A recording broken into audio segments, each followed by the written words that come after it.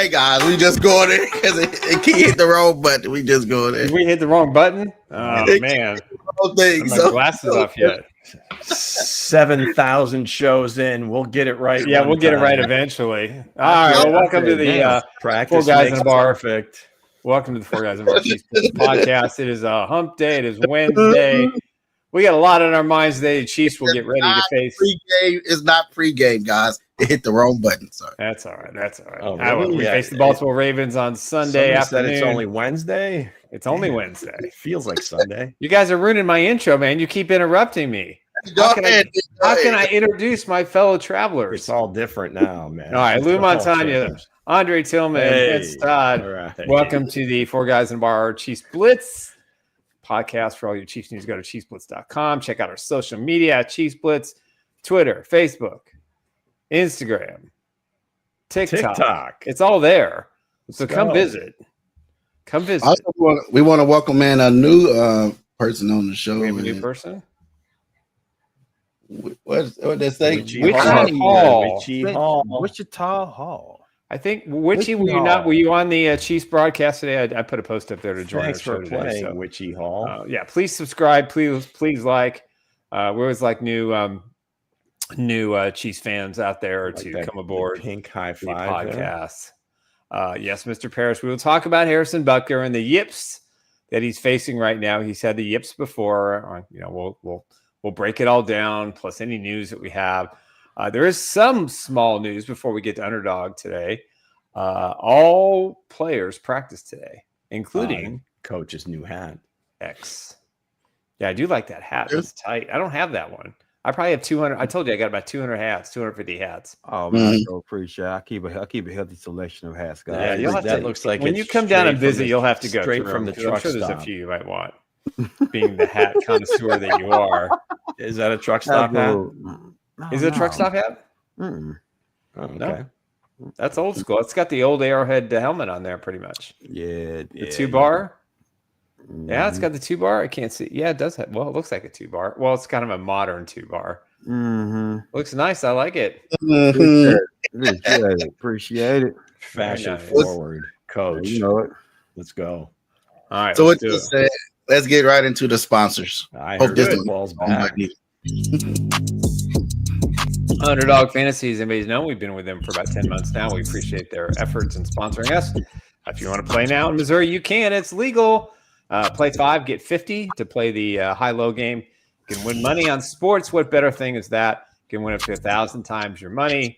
And we got, just pick the high-low game. Hey, great matchup this weekend. Jackson versus Mahomes. Who's going to have more yards, more touchdowns, more runs? Who's going to win the game? I'll give those picks out on Friday as we get you ready. So, hey, if you want to join, it's really simple. Just hit the scan code here. What's the scan here? Hit the QR code. It'll take you to the Chiefs Blitz page. Just make sure that the promo code Chiefs Blitz is in. Deposit 5, set up your account. You get play 5. You get 15 bonus dollars, and it's a great way to play the game. Even though Tyquan Thornton drop at the goal line would have excelled me to a very large amount of money, I still appreciate the fact the Chiefs win and they went to the same play. Could just been a little farther, 1 yard farther, Patrick. It would have been a touchdown. Anyway, I digress. Anyway, if you want to check them out, check out Underdog Fantasy. That's it. Oh, you want me to say it again? All right. Hey, if you are looking for the ultimate collection of Super Bowl 4 items, I have them. As everybody knows, I'm in the process of selling my entire sports collectibles collection. Up 1 is Emmett Thomas, Lenny Dawson, Willie Nair, Bobby Bell, Johnny Robinson, all Hall of Fame insignias for the sale price of $1,250, free shipping, free case, and I'll throw in another Super Bowl 4 signed item. Live on the Chiefs Blitz marketplace. Yeah, ChiefsBlitz.com/shop. It's pretty simple. I'll put that. We'll put the code up there for the next show. Yeah. If you want to win the ultimate ride, the Derek Thomas Mercedes-Benz raffle will conclude with a winner on October 16th. Pretty simple. Just hit the scan there. Set up your account, deposit $100 for a raffle ticket. 100% of the proceeds will benefit the Derek Thomas, Neil Smith Third and Long Foundation, the Rod Cherry Foundation. This is a great event. These are great people. They give so much back to the community. For those of us old enough to remember the late Derek Thomas, We used to go to libraries and he would read to kids, mostly Dr. Seuss books. That was back in the day. So in his honor, he started the Third and Long Foundation to help people read. Now they're doing scholarships, putting kids through college. It's just a great event. And again, top shelf people that run it. And we appreciate their efforts. So we're just trying to help them out. So, hey, put your $100 in, win the raffle. You get a Mercedes-Benz free for $100. It's a sweet ride. Sweet ride. Absolutely Definitely. Sweet ride. Yes. Yeah, nothing wrong with that. Nothing There's wrong nothing with wrong that. with that. Nothing wrong with that. All right, Hens, guide us. Kareem said he's still checking the mail every day for his Lenny. Still. What Lenny? You got to buy the Lenny. That's Pony Express territory there.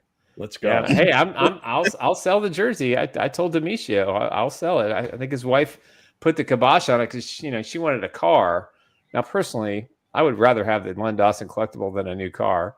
So here's the thing: the new car is going to depreciate. The Lenny jersey is going to appreciate. So well, that car is going to get me rolling to where I need to be. It's going to let's get Mrs. Spence on the show, and let's just kind of sell her on the. Let's do it now.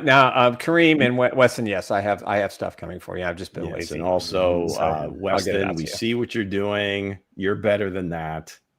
Come on, because we know time of this. I am the champ. I am the champ last week now. You know what I'm saying? I'm rolling. Here we go. We doing it? Full sentences, please. You know what that means, folks. I guess we're going to tear this sucker up. Let's do it. Let's now. Yes, Kareem, the you did dominate number one game on YouTube. That's right, folks. That's why you're here. It's all about Chief. Who is that Chief? I am going to read a series of concocted clues. You will try to decipher and figure out which current Kansas City Chief they apply to. So, without further ado, let's go. Of course, brought to you by Underdog Fantasy Sports. Okay, clue number one. This Chief was a 4-star recruit and was ranked number 3 nationally at his position coming out of high school. Was clue number one. Initially committed to be an Aggie. Clue number 3. He was 2-time Conference Player of the Year at his position. Clue number 4. He has a unique trait for his position. Kareem is going with Clamps McDuffie. We don't know who that is. We have a T-Cuffs or Trent McDuffie on this team, Kareem, but thanks for playing. Anybody else going to weigh in? I got a guess. Let's go. I'll wait. I got a guess. Let's go ahead and read these again. We'll give you another chance. Clue number 1. He was a 4-star recruit and he was ranked number 3 nationally at his position. Mr. Paris, Will Shields. Don't say that's a Will. No longer on the team, but thanks for playing. Okay, Kareem, this isn't like Shotgun and you're going to get 100 guesses. Okay, parking lot. It's not parking lot. Clue number 2. He was initially committed to be an Aggie. I got it. I know it is. Bolton. Clue number 3. He's 2-time Conference Player of the Year at his position. And the last clue, he has a unique trait for that position. Yes. So, there you I have have the answer. So we had Nick, you say that every time, and please don't tease me with a good time. Let's go. All right. so Kareem's coming with a shotgun approach so far. So I don't know where he's at right now. All right, we all get one guess. You go first, Hans. We got John Harrison. Is that Tyquan Thornton? Yes. Not Tyquan Thornton. Oh, that was my guess. It's not Wilt Shields or Wilt Chamberlain or Will Shields, whichever one. None of those guys. I guess it's Nick my Bolton. guess. Nick Bolton is maybe the most popular guess. I don't know if we've ever had Nick on Chief Who, but I love that everybody wants to guess him. When did we get limited? When you just start throwing names out there. Rasheed, it's not Rasheed. Okay, so going twice. Going 3 times. Those of you in the chat, thanks for playing. Okay, so let's go to one Hensley Todd. What do you got for us? Well, it's Special Teams Wednesday. So I'm going to have to go with the punt guard. It's got to be the punt guard. It's, hey, it sounds like a unique position. He plays this, and he goes down there and tackle as well. So it has to be the punt guard. But I don't like how you shake your head, so it's like it's a no for me. I love your reasoning. It's well thought out. It's a beautiful story, but it ain't Matt Ariza. Mr. Paris comes in with Brown. Hollywood Brown? No, it's not him. John Harrison, Brashard Smith. It is not Brashard Smith. We'll save Nick for last because he's got this one. How about you, Coach? You got a guess for us? Yeah, I do. I'm gonna go with unique skills, a unique trait. I'm gonna go with Drew. I'm gonna go with the linebacker. Drew Tranquil. It is not Drew Tranquil. Bummer. Okay. Let's see. Witchy Hall. No guess, but he or she is totally stuck on the Aggie commit. Yeah, that kind of threw me off too. So Nick, you claim to have this one. Tell everybody how it's done. My guess was already proven wrong. How we play this game. I thought for sure it would be Tyquan Thornton because I thought that would be good timing for the show. So if it's not Tyquan Thornton, the only other Texas A&M guy I know about is Dante Hall. So that's it. I don't know. Okay. The final. This is like the bonus clue. We'll give everybody a chance. The bonus round. He's a native. He's a native. Oh! Kingsley Sumatea? It is not Kingsley. Okay. Oh, I got it. All right, go. It's got to be. He's a native. Yeah. So it is one person that is the star of the show today, Harrison Butker. No. Oh damn. All right, Lou. Let us out of our misery. Which said FAU? Which he said FAU? All right. So as I was giving the bonus clue, Weston Brewster chimed in with our guy Creed Humphrey. Now he did also come in with Felix and some other guesses, so he did come up with it as I was kind of throwing my hands up. So we'll give him credit for that. It's Creed Humphrey, guys. Initially committed to Texas A&M and changed his commit. He was offensive lineman of the year in the Big 12 in 2019 and 2020. And of course, he's a left-handed snapper playing center in the NFL. So there was his unique trait. So Weston Brewster, you're on the board. Way to go, Weston. Good job. With this week's Chief Who, none other than All-Pro, maybe All-World center, Creed Humphrey. Nice. Let's give him a hand. Love it. Let's go. And he's a native. He's indigenous to the Potawatomi Nation. So, yes, absolutely. Got to give you that. So, as always, Chief Who, brought to you by our friends at Underdog Fantasy Sports. That's right. Play often, play quickly. Let's go. All right. Congratulations, Weston. Appreciate it. I did get your email, so I'll take care of that, and Kareem as well. I'll try to get those out by the end of the week. Now, Nick, man, it's a lot of people saying they not getting their gifts, I know. man. I'm lazy. I've been busy. People said they ain't get their gifts. We don't make excuses here, Nick. Come on. Can I get it back? We preach accountability. Yeah. All right, fair enough. Okay. No, we with that said, we're gonna get into the main topic. Well, not the main topic of the day. I forgot, guys. Yeah, I've been pushing the wrong button. I pushed the wrong button. Man, we're gonna wake you up. Is we gonna end sighting yet? We're gonna go right into the updates. My bad, guys. All right, there we go. Charles Goldman has indicated the Chiefs. Andy Reid said today in his press conference that everybody will practice today in some capacity, which means Xavier Worthy, who had a slight setback last week, will probably make his debut Sunday against the Baltimore Ravens, which is good news.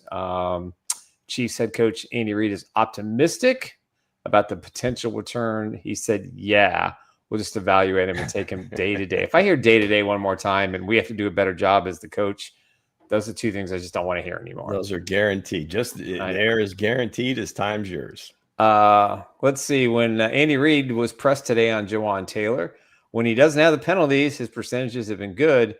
You can argue one of the better tackles in the league in pass protection. I told you guys. But they're not going to, it doesn't sound like they're going to change him this week. I know a lot of fans are upset in the chat right now. He's leaving. I don't give a damn. He's leaving. Well, he's playing on grass field. He'll be all right. He's playing on grass field. It's when he's on turf. Got to go. That's when he has the problem. Yeah, well, the NFL's got a lot of the penalty god. The penalty god. The penalty god. That's a good way of putting it. The penalty god. I'm not sure who came up with that one. And your boy did. Your boy. You're a professional, man. 1574, man. You gotta play on every surface. Everybody in the comment section respects my decision. The man straight doo-doo trash, man. I'm just saying. He's not trash. He just struggles. He's hurt. He's playing on a bad knee. It's just all there is to it. Oh my God. That man been having a bad knee since Jacksonville. Probably. Hey, I'm just saying, man. Okay, if you're gonna start saying that stuff, we need receipts. Okay, you got receipts, baby. It's all on the internet, baby. All 22 got it, baby. Yeah, okay. It's on the internet. All 22 got it. Yeah, I'm just saying. Okay. No, this all started with PFF. All 22 said, I'm just saying. He is kind of challenged at finding. They said, they missed the call. He is kind of challenged at finding the line of scrimmage. I mean, obviously, he's very challenged. Like most every tackle in the league, they're looking for any advantage to get off as quickly as possible against the better pass rusher. That man 5 minutes early. He's 5 minutes early. I like the kid. I don't dislike him either. The penalties have to be cleaned up. I mean, at this stage of your career, you can't consistently put your team in a bad position. So yeah, I mean, Travis Kelce is probably not going to take much more of it. I mean, if you're gonna you get beat. Okay, these guys are pros. Sure, okay, deal with it. But just can't be. The penalties are just killers. Yeah, I mean, listen, he got beat pretty good a couple of times against the Giants, but his ass beat. Giants. That's the best front seven the Chiefs are going to face this year. Yeah, no question about it. No, they're better. They're better than Denver. I'm giving them the edge, and in the front seven than Denver. Bo, what's your thoughts on the Bo? You quiet because that's your guy. But what are your thoughts on the guy, Bo? Give me your real thoughts. Like Andy Reid said, man, he's one of the best. I say the best right tackle in the league. But hey, the penalties are there. But other than that, the kid is the best. If you go down and look at his pass blocking rate, man, Patrick Mahomes is not running from his side. Last time I checked, Patrick Mahomes is not running from that guy's side. So hey, he got to be doing something right. So if it's it's me, I feel like the kid is doing something right. Well, hold on. When you say not running from his side, what does that mean exactly? Like if Patrick Mahomes getting pressure, where he running out the pocket, running to the left, throwing the ball over, we always see Patrick Mahomes running from the other side. That means the pressure is coming from Kingsley or the rookie. Or maybe he's a right-handed quarterback and just more comfortable throwing to his right. I mean, So you telling me he's going to run right into the pressure? I'm saying that he typically, when he bails, it's easier for him to go to the right because no person is a believer. You can launch it easier running to your right than coming back to your left and having to swing She said, around. "Preach." He preaching to the choir. We know he's horrible. We know the man's horrible. Everybody trying to give this man some love. They trying to sugarcoat it. The man's horrible. Hey, put in more. I say yes. Put in more. I'm just gonna let you guys rant. I know. Comment people in the section know. I know the man stank doo-doo at that position. I'm just saying. Well, speaking of somebody, what Dre said, stank doo-doo. Somebody is kind of that way a little bit, but kind of, a lot of Chiefs fans are in the uproar because I seen on Sunday, get Butker out of here. I said, hey, Butker won you multiple. No. Playoff games, guys. What are we doing? So let's go ahead and get right into it. Luke. All right, so 4 missed kicks through first 3 games. I guess there's a couple extra points. Yeah, couple 3 field goals and Is an that extra point. Is that what it works out my to? count. Yeah, not good. But again, it's not like this is his first year and he struggled in the past. I mean, he's always shown that he's been able to work it out. So, okay, is Harrison's current slump a temporary issue or is it a long-term problem for the Chiefs? I'll go first. It is not a long-term problem. This is he's got the yips. I think a lot of it is the way somebody know. Yips. Yes. We've all had yips before in our life doing something. Okay, so for those of you that aren't familiar with the term, typically I think initially it came from golf and guys like putting and typically just standing over the ball and just there's no confidence and you normally see the putt just slide off to the right or slide off to the left. It's not very firm. So there you go. There you go. Yeah, and it is Ryder Cup weekend, my third favorite sporting event ever, all time, behind the Super Bowl and the NCAA Final Four is the Ryder Cup. America versus Europe begins Friday. I'm sorry, Friday, Saturday, and Sunday. So I'm throwing the yips out there because let's hope the Europeans have a lot of yips and America can defend their cup. Listen, I think the issue with Butker is, if you watch the film and watch the way he's approaching the ball, it just seems like he's turned a little bit too much. He naturally compensates. The ball goes right to left. And I think he just needs to straighten his stance out a little bit and really, really do a better job with his plant foot that, he's fully healed from the surgery last year. So I think this is correctable. Dave Tubbs too smart. They'll figure it out. What are you guys laughing about? What I say was so funny. I love it when you give like the technical term to like a professional athlete and kind of fixing him like yeah. So the toe ligament went that way. The nail is coming in firm. I didn't try. Gives me a little tickle. That's all. I was gonna play football and I was a punter. So okay. Oh, that's what's up. That's all right. Okay. Pretty skilled all-star punter. No, no. Come on, Hence. No. You want my punter story? You want my punter story? Go ahead. You don't? No. Maybe story time with Nick. Come on, we can do Nick that. Nick said you're gonna hear my punter story. Fine. I'll shut up. Luke something else. Hey, it reminded me of Napoleon Dynamite. He said, "Man, back in the day, I could have thrown 100 yards. I could punt that." Why do you messing with Nick? But I'll say get it. I haven't done anything to hurt anybody. You guys get nice Christmas presents? Yeah, I don't know what the hell. Nick, you my guy. Nick, you my guy. Nick. Because we care. Yeah, right. Whatever. All right, go on. I'm still going to get my story in, so don't worry. Go ahead. Yes, absolutely. Just not right now. My goddamn story in, shit. I say it's temporary issues. I think the kid would get it fixed. He won us multiple playoff games. You know what I mean? He's the reason why the offense. He was the offense. We've been the offense for 2 years now, right? If you kind of look at it, the kicks and the threes. He is our Stephen Curry. So I have to say it's temporary issue right now. It's definitely temporary. It's like Taylor's is not temporary. This one is.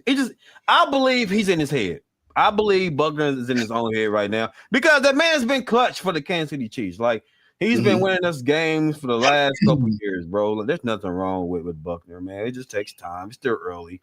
It's still early in the season. He'd be just fine. Okay. I'll put on my Nick hat right now. So during the course, I think of summer camp. I think he was talking about, with his motion where he was dropping down to his left knee as part of the follow through. And he was trying to kind of work out of that, right? Where he's just trying to make this like a nice, easy swing, like a golfer. But you notice, I think just about every kick, he's still dropping to his left knee on the follow through. Yeah. I don't know if that has anything to do with it, but I know he said he was trying to work out of that. The proof to me is that he's always come out if he's had like a couple of bad kicks here and there. He's not a guy that stays in his head a ton. and he normally works himself through it. He may miss some kicks, which anymore, watching these guys kick is like incredible. You know, like a 50-yarder is like what used to be a 30-yarder, right? I mean, it's almost, I mean, I liken it back, maybe like, I don't know, Steph Curry, Caitlin Clark, where they just keep moving behind the 3-point line and drilling things, where years ago, it was rare that guys are like shooting threes. And now it's become a thing. Yeah. So now the kickers just go deeper and deeper and deeper. Of course, this past weekend, Dikembe Mutombo with the wag in the finger, all the kick blocks, it didn't work out so well. But I think Harrison will be okay. Again, I think the next point, it probably is just kind of a procedural thing, kind of his whole motion, all that. They'll research that. Tobe will work with them, but I think he's just a guy. He won't get down on himself. He's very confident. So that's 90% of it. Exactly. So that's the next question. So let's move on to the next one. I moved it. All right. Are the missed kicks direct result of his previous? No, I mean move on to the next one. Or his mental issue. It's not. Again, I think Lou hit the nail on the head here. I think when he compensated for the injury last year and he had to dip down to take pressure off that leg, I think that had his plant foot. I think that had a lot to do with it. Right, and he's still doing it, which I think in his head he's like he wanted to get rid of that, and he just hasn't been able to yet. There you go. John Harrison, Vinatieri is considered the most clutch kicker in NFL playoff history, 53-69. Butker is 41 of 46 in the playoffs and 9 and 10 in Super Bowls. So I think no big deal about Buckner. He'd be just fine. Just fine. Well, the next question. Well, should the Chiefs look for another kicker, maybe a veteran, maybe put someone on the practice squad? I don't think they have a practice squad kicker, do they? No. Yeah, I mean, I listen, if it continues over the next 2 to 3 weeks, I think they'll bring someone in just to light a fire underneath him. But, I mean, we saw last year Chiefs had 4 kickers? 4 or 5 kickers last year, and they all had different. All 4 of them made game winners. Yeah. It's one kicker that's that was here, but he's with the Indianapolis Colts right now, and he's kind of lightening up. But, So could they bring in a veteran? If this become a problem Sunday, I can say the Chiefs are going to probably be looking into something. If it come down, because it kind of been looking like a problem. Could it be I think they probably will. I know Butker, if they move him this round, they'd be what 10 million, maybe something around it. He's got $7.5 million, I think, this year. That money's been allocated. If you cut him now, you already paid him. I mean, he's not going anywhere. He's not. So I think Witchy's got something here. Maybe you flip it. Have Matt kick and Harrison hold. How about that? Yeah, I believe he is the backup kicker. I mean, Ariza can do it all. I'm still waiting for him to throw that pass. He did kick some at San Diego State, so I mean, and obviously he has the leg, but nothing's happening here short of. I mean, it would have to be an injury. So I mean, this isn't even worth it. I mean, if he misses a couple of game winners in 2 of the next 3 games, maybe he's again the man's fine. He just missed a couple. He's fine. There's no need to replace him with nobody. The man's fine, man. Yeah, I think there's bigger problems. I mean, bigger areas of concern on the team than the kicker. Hell yeah, Speaking of the team, next question is the pressure on the entire team causing Bucket to struggle. We're really going deep. Yeah, we're really going deep here in the woods. Bucker, man, the show is about Bucker. Okay, well, listen, I think nobody's forced that upon us. Nobody says we can't switch midstream. All right, we don't want to bore these fine people that showed up. Let's put it this way about this. I think up until Sunday night's game, there was pressure on all those guys. And listen, if Butker makes the extra point against the Chargers, maybe it's a different game. If he makes the field goal that he missed against the Eagles, it's clearly a different game. So I think when you look at him, you have to say, what are the mechanics of it? What are the reasons of it? But there is pressure. I mean, these guys listen, I think the weight of the world was on the Chiefs to go beat the Giants on Sunday night. And the way they looked in the first half, especially offensively and in the kicking game, you have to question and say, well, heck, what's wrong with these guys? Is this going to continue? In the second half, obviously they played better. So I think defensively, this team is just fine. Offensively, including Butker, they've been off center a little bit. So I think there is some pressure. And I think, Butker, for the most part, is a guy who works hard. If you watched him in training camp, he was always the first one out on the field practicing. He would be out there by himself, just kicking the ball through the uprights. And that's what you want. So he'll work out the problem eventually. But yeah, I think that even for a guy who's been in the league, 7 years, 8 years, something like that, there's pressure. Sure there is. Yeah. I think it's just the team struggles. You know what I mean? He's trying to own up to a lot. You know what I mean? A lot of pressure on his shoulder. You know what I mean? So hey, I think it's all around issues. You know what I mean? So for Butker, so I think it's just kind of messing with this. He struggled with kicking, but hey, don't bash the horse. You know what I mean? Hey, I was given the graph, but this is your specialty, coach. The horse is dead. Get out the baseball bat. Just keep beating him. Yeah. Oh my God! See, here's the thing with special teams, man. Like I've been beating on the jump for special teams since the draft, man. You know what I'm saying? Like, yeah, you want to draft one every round. All of a sudden, now we talking about a goddamn kicker, and that's not really an issue with the team. I'm like, well, fuck, the hell with it. But my thing is this: the question is the pressure on the entire team causing Buckner? Hell no, it's not. It really ain't. It's just Buckner, man. It's like him missing kids ain't causing the team to fail. You know what I'm saying? It's not him. But is he just a little bit part of the situation? Yes, but it's not a real big issue. It's not a real big issue. It really ain't. And the season is still early, ladies and gentlemen. It's still early to say. So let it play out. Let it play. Give it a couple weeks. Yeah, give it a couple weeks. All the way to week 7. I guess why don't we put this out there? What do you think is causing the pressure on the team? Because I don't believe that. I mean, Butker works hard, does his job. He's really good at it. Missed a couple of kicks. Yeah, it's going to happen. You hate to see it. It sucks when it happens because you're counting on points or whatever. But why do you feel they come out in a game where you feel like not necessarily must win, but hell, I mean, this is, a should be an easy spot for them, and they come out and play like that? I mean, maybe that's a better question in terms of just the overall team. I kind of go, we talked about this a little bit. Hans and I talked about it kind of off the show about the fatigue factor. And I think the team, they have high expectations. They have a brutal early season schedule. Them and the Ravens and the Chiefs have a brutal opening 6, 7, 8 games. And I think when you look at the daunting task of that, then you don't have Rice, and then you get Worthy gets injured in the first series of the season, and then Travis Kelce's dropping balls, 1 intercept. I mean, it really boils down to, in my opinion, that the bounce of the ball is not going the Chiefs' direction. And I think, that includes penalties. Patrick Mahomes makes a magic play, and, Juwan Taylor or Trey Smith or one of the offensive linemen makes a mistake, and it brings the ball back, and they lose 15 to 20 yards. So for Butker, I think he feels like he has to be perfect. He has to kick every field goal. He's got to get every extra point. And I think there's definitely some pressure to it. But I think this team has had so much success, and they're trying to do something that hasn't really been done before. We watched the Patriots dynasty, and they had a 10-year gap between Super Bowls.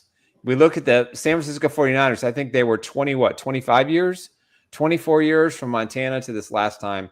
It was Steve Young. But since Steve Young, there was a big gap. Philadelphia, there was a big gap. So I think if you just look at it overall, what the Chiefs have done is never been done before. And for them to try to sustain it with everybody coming after them, and the fact that they're 1-2 because Patrick Mahomes has basically willed them to be in 2 close games and win a third. Right. That's where the pressure lies. And so everybody else has to step up. Not so much about the result, but just the way they come out and play and just feel like they can't get out of their own way. Yeah, like, I mean, it just seems like there's a lot of that. There, just the entire operation offensively just seems like everything is so difficult, and and not that it's supposed to look easy or whatever, but it just seems like they need a kick in the ass almost every game to get going. So Hey, I guess you that's ain't what lying I'm because that Giants game, you called it because that second half, somebody put a foot in their ass because they came and looked like a whole different Chiefs team, man. Because that first half, we was like, right. this is not And coach and coaches as well, because it seems like it's taking longer and longer to adjust to the opposing defense. Because it seemed like all of a sudden at halftime they just said, wait a second, if we just run the ball like this, we'll get some success, or we call these passes.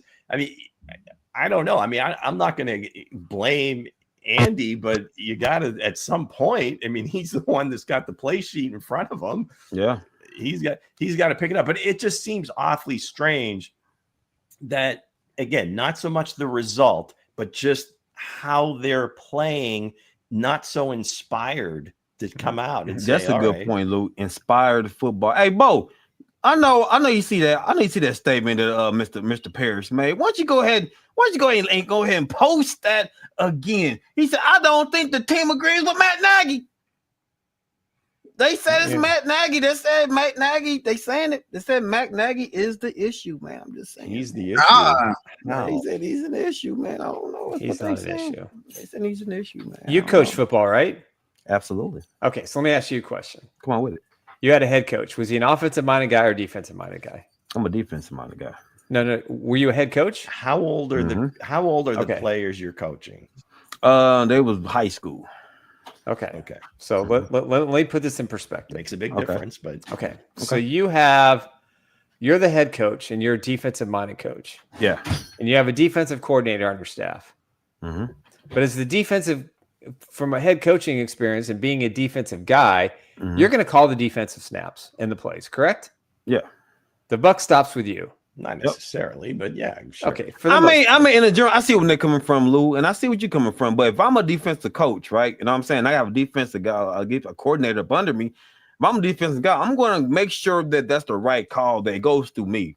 Right, I get that. So exactly. I get what you're saying about Matt Nagy. So what you're saying is that Andy Reid's calling the plays. It's not Nagy, so it's Reid. Yeah. So it goes through. We're like 7 or 8 years into this. Everybody knows that Coach Reid calls the game. Well, who's the blame? Is it Coach Reid then? Yeah, if the offense is struggling, it's on Coach Reid. The players not to execute. Sam. There you have it, Sam. He certainly has to pick it. Like I said, I mean, the in-game adjustments maybe aren't coming as quickly as they used to, but I think a lot of that may have to do with the personnel and some of the other things you guys had talked about, because I think they're still trying to figure out what this group can do and what they do best until they get their stars back. They all better get it together because they got the high scoring Baltimore Ravens coming in on Sunday. Then they got the Jaguars just putting up numbers too, and I think the number one offense in the league right now in the Detroit. Talk about cojones, man. That call Monday night. Detroit Lions as well. Detroit Lions. They just don't care. No, listen, guys. Detroit offensive line is old school, beautiful. I love the offensive line. They bully Baltimore. Yeah, as far as that game goes, that was completely on brand. They were going for that in training camp. They were going for that when Coach Campbell got hired. Yeah. That's just the way he calls. That's just the way they are. They're going to be tough. They're going to be gritty, and they're going to be very aggressive. They're going to punch in your face. They were going to go for that regardless. I think it was more so that the pass that Goff threw was. I mean, that was the Stones part of the play. Just to call it fourth and 5, 4th and 4. But if you look at that, if you can give Goff his credit, we don't have Detroit's offensive line or the talent that they have at running back, but without Madubuike in the middle, Detroit went in there and just punched them in the mouth. Yeah. Now the Ravens were still in the game. They had the lead, but whenever Detroit had the ball, they were beating them up. Yep. But see, that's where it starts from, that offensive line, man. And they stay in that nickel defense, the Ravens, and they refuse to come out of it. So they're like daring them to run it. Horses. And they had the ball. That one drive was over 10 minutes. It was. Tell me what takes the will out of another team than jamming it down their throat for 10 minutes on one drive. When they run 10 plays. Shout out to Dick Vermeil, Dick Vermeil's offensive line back in 05. That's what we did. Yeah. That's what we did. I know what takes the will out of the team is when your running back fumbles in the fourth quarter when the game is on the line. No, that was bad. They did it twice. He did it twice. I guess my point is if the Chiefs might be able to steal a little bit of that part of the game plan, because I still believe that the Ravens are going to stick. They're going to stick with their nickel. They're going to stick in their nickel, and they are going to dare the Chiefs to run the ball. Yep. Well, I firmly believe that. The Chiefs could have had that, you know what I mean, if they drafted Jawan Taylor, not, CDA. You know what I mean? Not Clyde Taylor. Jonathan Taylor. If they drafted Jonathan Taylor. Also, if they just, moved up in the draft and got Gibbs. But Detroit, they stay there and take UDF. You know what I mean? So, hey. Well, they took Gibbs at like number 12. I mean, that was. Yeah, it could have moved. That would have been. You're not going to move up that move far. Up. No, not for a running back. Yeah. Listen, I think Brashard Smith over the next 3 weeks is going to get a lot more playing time. He should. And I think when we get to the bye week, we come back against Denver on the road, he'll be the starter. I think we're going to see what the Chiefs' offense is like when Brashard Smith comes in there. We're going to see how his run game is. Yeah, because he had a touchdown the other night. Right. So if he can't get off behind this offensive line and he's faster than all these running backs, there's going to be a problem with the offensive line. He can't get up. But hey, I'll put it other than that, you know what I mean? What's going on with Bo Nix, man? It seemed like him and Sean Payton. Where's Broncos tube today? That was like a really hard left, man. You hit the brake. You pulled the emergency brake. You drifted into that one. Holy crap! He drifted all the way left. They arguing on the sidelines. He's not playing well. I'm just saying. Talk about a shotgun approach here. Yeah, a lot of people say it's going to be pretty good. It's hard, man. It's hard to be. I tell you what, he was in that game against the Chargers, and I watched a lot of that game. He had like 2 deep shots that were just fingertips. Yeah. I mean, one to Sutton, one to Mims that, a tick off, or those are touchdowns, and they probably go ahead and win that game. They did kind of dominate the game. All due respect, Chargers made the plays when they had to, but time of possession, all the key stats or whatever were on their side, or it seemed that way. And yeah, there was a couple of plays where he just was off, but oh man, it was just so disheartening if you were a Broncos fan. Yeah, it's listen, the sophomore jinx is a real thing, especially for quarterbacks. And I think that, I gave the kid a lot of praise. I didn't think he'd go through this. I didn't think he would struggle. Well, like I said, he was off like this much. I mean, those were as much attributed to those receivers as they were to him. I mean, all he can do is put it out there. It's their job to go get it. The Chiefs and the Broncos had some big passing plays been made. You're talking about 2-3-0 teams. So, they just missed. And I think they'll get it together. But to me, the thing that I'm concerned about if I'm a Broncos fan is Sean Payton seems to be a little disconnected. He doesn't normally – he's praised this young quarterback so much, and he's tried to not coddle him, but he's tried to mold him into this type of player that he really wants. And I think Bo Nix is that kind of guy, but it just something's off. I don't know if the pressure's getting to Payton. The expectations are real. I thought the Broncos would be the team and not the Chargers that would challenge the Chiefs for the AFC West this year.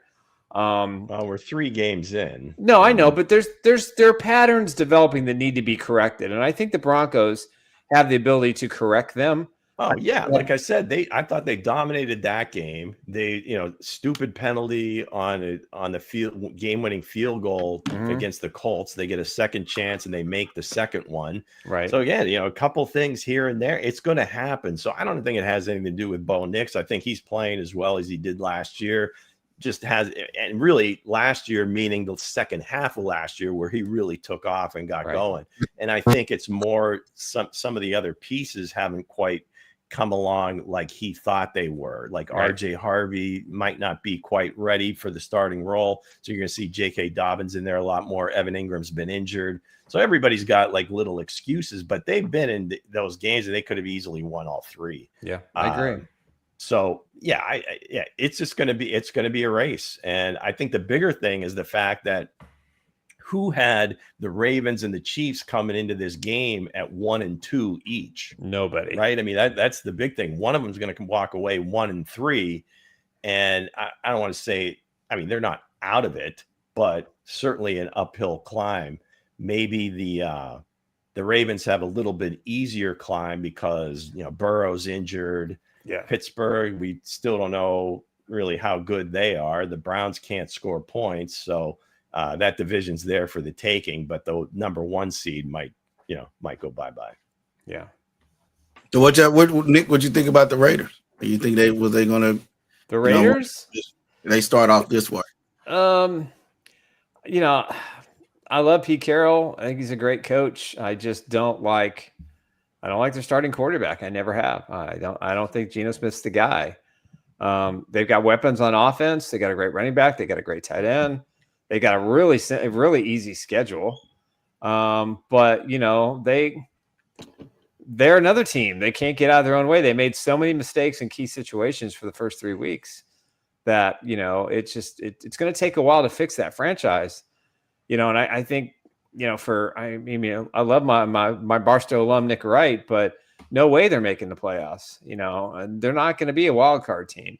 It's going to take a couple of years for Pete Carroll to put his stamp on that team to get him to play better. So I'm surprised the Broncos aren't better, and I'm surprised that the Chargers are 3-0. I'm not surprised the Chiefs struggled to start the season, given the fact, after what we saw in the first game and losing Worthy and getting Rashee Rice suspended for 6 games. I mean, you take the number 1 and number 2 receiver out of the Chargers, the Broncos, or the Raiders. Or any team.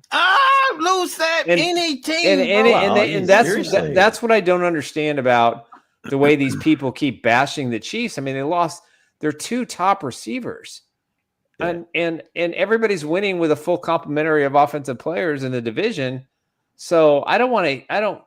The only thing you would say about that, Nick, or if you are going to give those people the benefit of the doubt, is that we haven't seen a long stretch with those 2 guys really dominating together. We haven't seen it at all.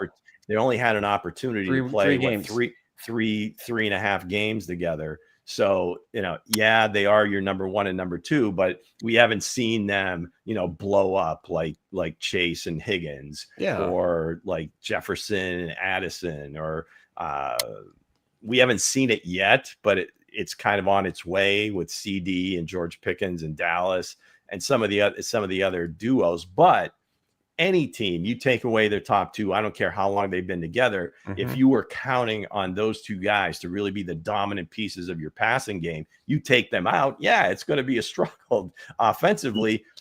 As far as the Chiefs are concerned, you would just, even though the talent isn't quite there, you just like to see a little bit better of an operation. Maybe not high flying, scoring 30 a game, but just a little cleaner. Let's see if we can move the ball a little bit.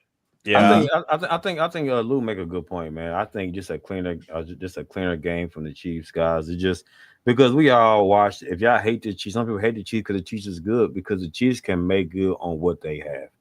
Chiefs always been like this for the last couple of years, and they never really had their guys all together, but collectively they got the job done.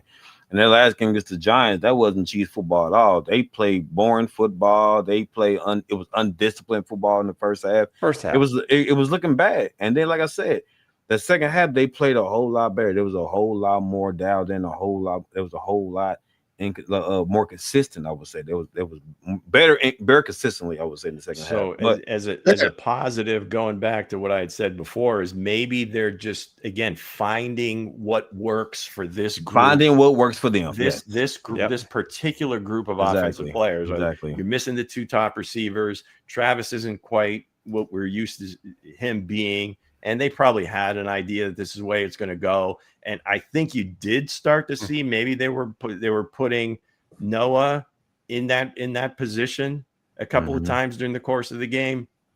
You're seeing, we talked about Burchard. You give him that jet sweep where there's really, outside of Thornton, anybody that you really want to give that jet sweep to on this group. So maybe that's going to be Burchard's role as he gets acclimated. And then just, again, figuring out how to put these guys, again, coach says it all the time, and you get tired of it. And I hear you, Nick. I just don't want to hear that anymore. I need to put them in better positions, but he does, right? And just be able to have them do what they do best and then kind of marry that and into a more rhythmic play calling sequence. Right. Yeah. A lot of people said that the Chargers are becoming the Chiefs. You know what I mean? They take our slogan. You know, they taking our slogan and said, "How about the Chargers?" And it's how about those Chiefs? They out here taking our slogan in the locker room. How about them Cowboys? How about those Cowboys? How about those Cowboys? Chargers will lose against Jackson Dart and the Giants on Sunday. You watch. Jackson Dart. Well, you got that West Coast coming to the East Coast. It's a real thing. It's a brutal thing, especially if it's that Tupac and Biggie. I'm just saying. I'm telling you, Giants are going to win that football game. That defense is going to harass Justin Herbert into about four. As long as Malik Neighbors has a big game, I'm good. Hey, wow, Jackson Dart. I'm so excited to see this young man. I said early for this year, I said the Chargers are going to be a problem, and they kind of turn around looking like they can be that. You know what I mean? They all putting it together. You know, Quentin Johnson, and he came out. He's showing that he's really good. The top wide receivers in the league. Let's not get carried away. I mean, he's catching the ball. Lad McConkey. Because Quentin Johnson wasn't even like this a couple years ago. He was still. No, that's what I said. I mean, the bar was his third year, right? True. The bar was low for him. Just catch the damn ball. But Lad was Lad, and he's still going to be Lad. I mean, he's a great player, but I think. Again, the underrated one is Keenan Allen kind of swallowing his pride a little bit. Keenan Allen looking like coming back to the Chargers, because I think as far as he and the GM probably wasn't his favorite person. You know, they pretty much kicked him to the curb. That was their best offseason move. The fact that he comes back, and now that all of a sudden that wide receiver core where no one, I mean, you had no fear at all. Now you got like three guys that you really got to worry about. Jackson Dart. What's up, Kareem? Jackson Dart. He's the Utah boy. He's going to be just fine. I think he's going to win this game. I really like him of all the quarterbacks. So Kareem, will he break the curse of Zach Wilson? It's not too hard to break that curse. Hey, those Utah guys, that water's different up there. Oh yeah, I think Alex Smith had a pretty darn good career. Jackson's going to be hanging out with some. There you go, Nick. You said what? Alex Smith had a pretty good career. Yeah, Alex Smith. And now it'll be more interesting to where Utah plays in the next 4 or 5 years. What conference? I think Spags is out here just having everybody question their quarterback, right? Because every quarterback he go against, right? Jalen Hurts last game, it looked questionable. He ain't put up that many yards.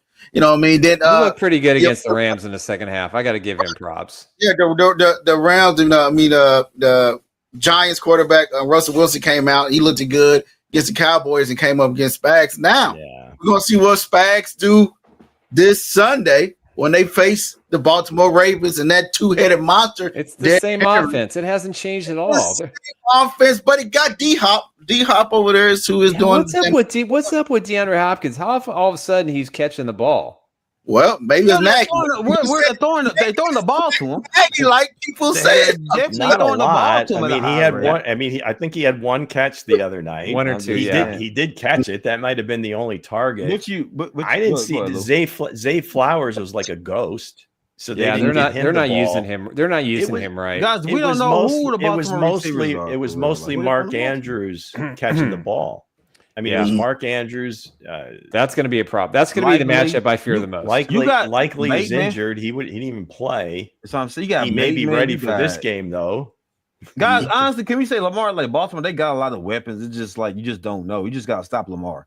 And Spags been doing a good job. Spags does a good job with that every time they play. If you watch the Detroit Rush, now again, they've got some guys there, right? Hutchinson. But it was very disciplined. Nobody was going off on their own and just trying to get sacks. And they really bottled him up. They ended up sacking him 7 times. They had a shadow. That's why. So again, I'm not, it is a copycat league. Spags doesn't need to be other guys' plans against Lamar. I think he has a good plan for Lamar.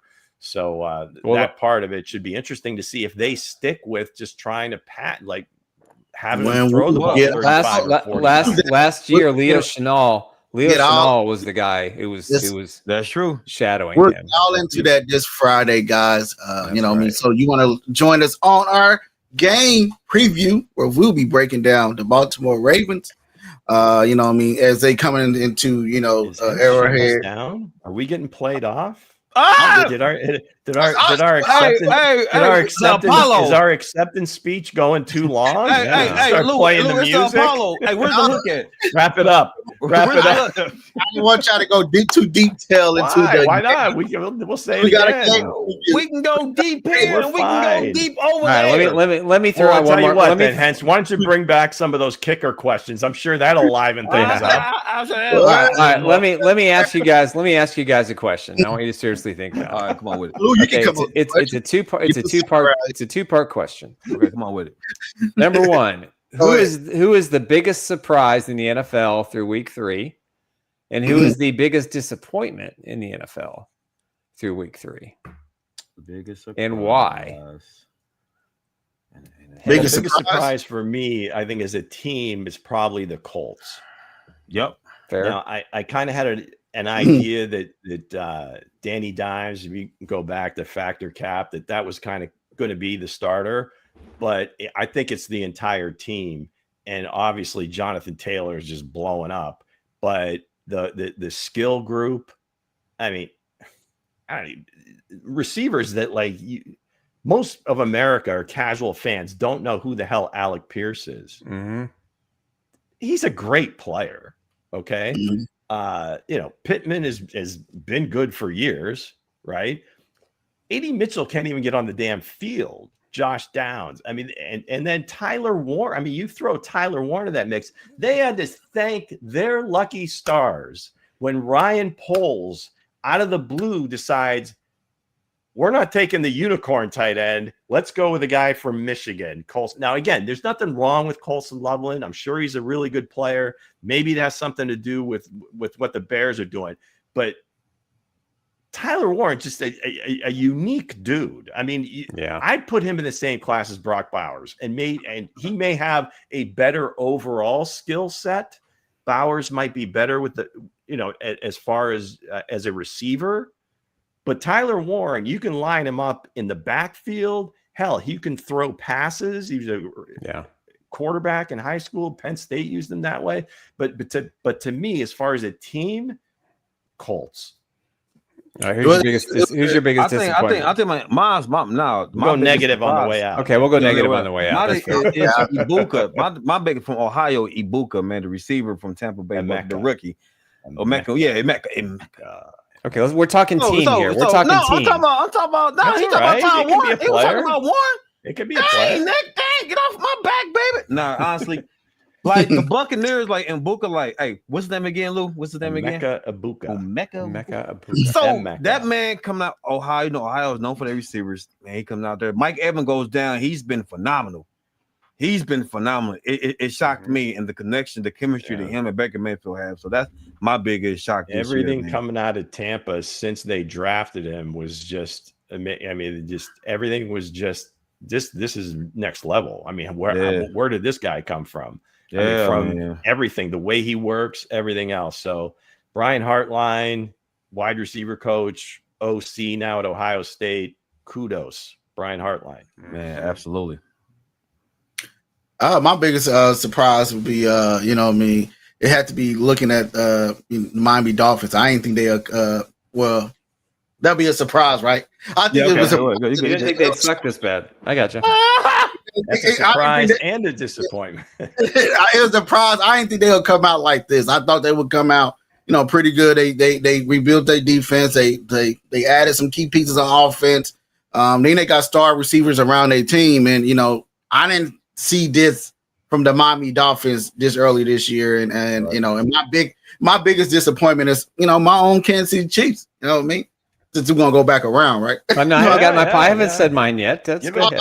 That's all right. You're on a roll, hence. Don't start that, Kareem. I can't mute you. My biggest disappointment is the Kansas City Chiefs, man. I ain't see us starting at the bottom of the division. You know, Right. You know, I mean, when we first started this season, I was hyped up, you know, with the receiver room, and I thought Travis Kelce's gonna come back and turn around, and now he's looking like he's older. His age is finally caught up with him, and I didn't see this coming from the Kansas City Chiefs.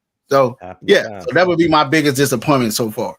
All right, I think for me, I think the biggest surprise probably would have to be, and it really shouldn't be, but based on their quarterback being hurt, San Francisco 49ers, what, they're 3-0. They've found different ways to win all 3 games. They lost what their best defensive player, correct? Year. Bosa's out for the year. Last game. And they just kind of glue it together, and they make it work. And I said I didn't think San Francisco was going to make. And they're handicapped by a bad coach, right? Yeah. Nick? Even with their starting quarterback healthy, I said they weren't going to make the postseason. So they're my biggest surprise. Man. I think my biggest disappointment. You know, I could easily say the Chiefs, but I think my biggest disappointment is the fact that, you know, the Chiefs aren't 3-0. I mean, this is my biggest disappointment. You know, that they just didn't come out with a better fire under their belly to start the season. Forget don't make excuses for not having Worthy and Rice. Like, that's our job. That's not their job. But I think the fact that they lost a couple of games they probably should have won just for a lack of focus, that to me, it's my disappointment too. Well, you were talking about that before, Nick, in terms of the ball not bouncing their way, and like now the Eagles or this year's Chiefs, because they're just finding ways to win. Oh man, it was a block kick. Well, how lucky is that? And we had all these different things that go their way. There's that regression to the mean. If you win that many one-score games, usually the following year, they always go back against you. Yeah, right? They did it for 2 years straight. It's like rolling the dice 100 times. You might come out in the first 50, right? You're rolling 7, whatever, like 11. Those 7s are coming. It's just a matter of when. 7, right? Yeah. So, you know, they all snap out eventually. Hopefully they figure it out, and they actually extended it over 2 seasons. So you got to give them that. So my biggest disappointment is the Texans, man. Hence we know we thought they had the strongest offensive line, man. You know, the defensive front is good still, but it's the player CJ, man. His play is shocking me because I didn't expect from him to come out this year and lay a goose egg. You know what I'm saying? Like he's straight doo-doo water right now. You know what I'm saying? So that's my biggest disappointment, because I know the Texans can play better than that, and it's just shocking to me, man, because they got everything you need to get the job done. It's just shocking. I'll go to a player. It's Brian Thomas Jr. I don't know what's going on in Jacksonville. I mean, they've won some games and whatever, but their offense looks almost like the Chiefs. I mean, and they've got great skill players everywhere, but for some reason, he's dropping balls. He hasn't been over the middle. He hasn't really been involved. The gold jacket kid and going, you know, taking the top off the defense. So we'll see. But so far, Brian Thomas Jr. is my biggest disappointment. I think with the Jags, I think it's new coaching. Everybody's still trying to gel together because they got Duval in there, the coach, whatever his name is. He used to be Liam Cohen. Yeah, so I think it's a disciple. Yeah, the second guy he's going to be a good coach. The second guy that Baker got a head coaching job 2 years in a row. Canales in Carolina, and now Cohen in Jacksonville. Crazy. So with that said, guys, hey, we want to thank everybody for joining in. We want to thank Sam Paris. Was Ruben in it? Ruben. Yeah, he was in there a little bit. Weston was all over the board. Weston was all over everything. It was kind of manufactured. Everything. And Weston, you're better than that. So hey, we appreciate you coming on. Hey, I don't know the rules to this game. That's on hands. Lou, Weston nickel and dime. Well, you keep putting up like one letter posts just to put up more. Hey, nickel and dime. That's all it takes. Hey, he's bucking the system, man. That's right, bucking the system. Nickel and dime. So thank you, Dorian. He's doing the Kobayashi Maru. Thank you, Dorian. We started off a little. We were kind of sluggish, like the Chiefs in the first half last game. But we turned it around. We found our groove. We got off of the kicker BS and just we slogged through. Hey, we got our special teams. Thank you, Dorian. Some more serious stuff. Now, anyway, give us the goods, man. Who won? Western, the new guy. God damn, Western. Of course he did. He put up like 30 messages that said nothing. Hey, Western nickel and dime his ass all the way to the top, baby. And most of them were between like 1 and 1:45 Central. So we weren't even on. Yeah. Hey, John said real quick. John said Cleveland they don't ask have how never let Baker go. Many. He said that Cleveland should have never let Baker go. So the way that defense is playing, I said shit. The way that defense is playing, I'm just saying. They're gonna do the same. They're gonna do the same. They're gonna do. We're gonna say the same thing about Sador. What a great story about Sador. No, you're not. Watch a great story about Sador when he leaves over there as well. At some point, he's got to play, right? It's just Cleveland Browns, man. They just don't know what to do with a quarterback. They have a killer defense. They just have to score 50. They just beat the anointed greatest defense in undefeated season. I dropped the Packers down in my defensive category for that. They did. I told them, I said, watch this. This defense is tough. That's what I think. That's what I think is going to happen to Buffalo. I think Friday too. We should bring our pick segment back too. We should be picking games for Sunday. Okay. All right, guys. See you guys Friday. All right. Peace out, everybody. Take care.